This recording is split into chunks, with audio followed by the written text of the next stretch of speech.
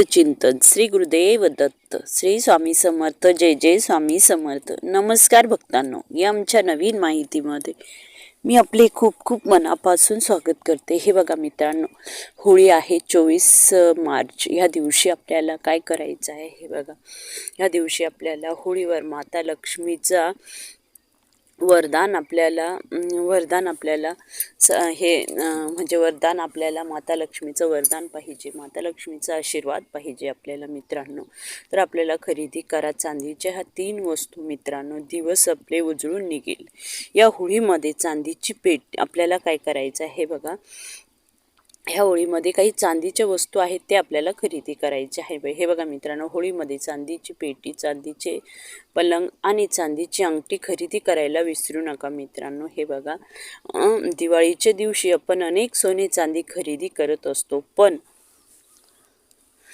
आपल्याला काय करायचं आहे माहिती आहे का की होळीच्या दिवशी ही चांदी खरेदी करायचे काही महत्त्व खूप आहे मित्रांनो। हे बघा, होळीच्या दिवशी चांदीच्या वस्तू किंवा चांदीचे काही का होत नाही ते खरेदी करणे खूप महत्त्वाचे आहे। बघा मित्रांनो, ह्या दिवशी होळीच्या दिवशी खरेदी करणे खूप महत्त्व आहे। बघूया ह्या वस्तू कोणकोणत्या आपण खरेदी करायच्या आहे। हे बघा मित्रांनो, चांदीची पेटी आपल्या होळीच्या दिवशी आपल्याला चांदीची पेटी व चांदीचे नाणे खरेदी करायचे आहे आणि पिवळे वस्त्रामध्ये बांधून चांदीची पेटी काळ्या हळदीसह चांदीचे नाणे आपल्याला पेटीत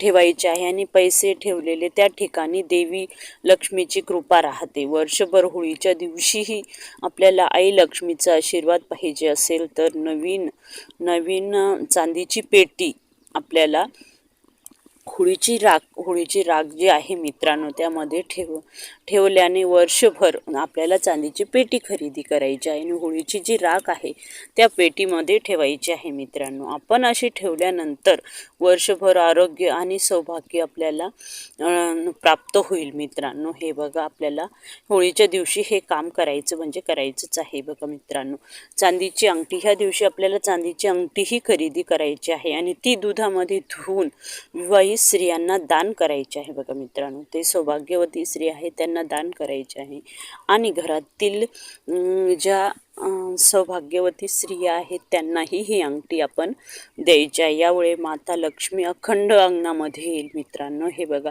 यामुळे आपण हा उपाय जर केला मित्रांनो तर माता लक्ष्मी अखंड आपल्याकडे येईल मित्रांनो वर्षभर।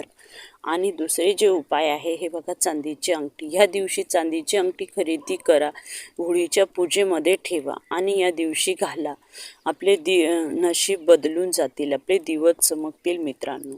हे छोटे छोटे उपाय आपल्याला आवर्जून करायचे म्हणजे करायचेच आहे मित्रांनो। हे बघा, होळीच्या दिवशी आपल्याला हे छोटे उपाय करायचे म्हणजे करायचेच आहे। आणि ही छोटीशी माहिती तुम्हाला कशी वाटली मला कमेंट करून नक्की कळवा आणि व्हिडिओ आवडल्यास लाईक शेअर सबस्क्राईब करायला विसरू नका। भेटूया एका अशाच नवीन विषयासोबत आणि नवीन माहितीसोबत। तोपर्यंत श्री स्वामी समर्थ जय जय स्वामी समर्थ।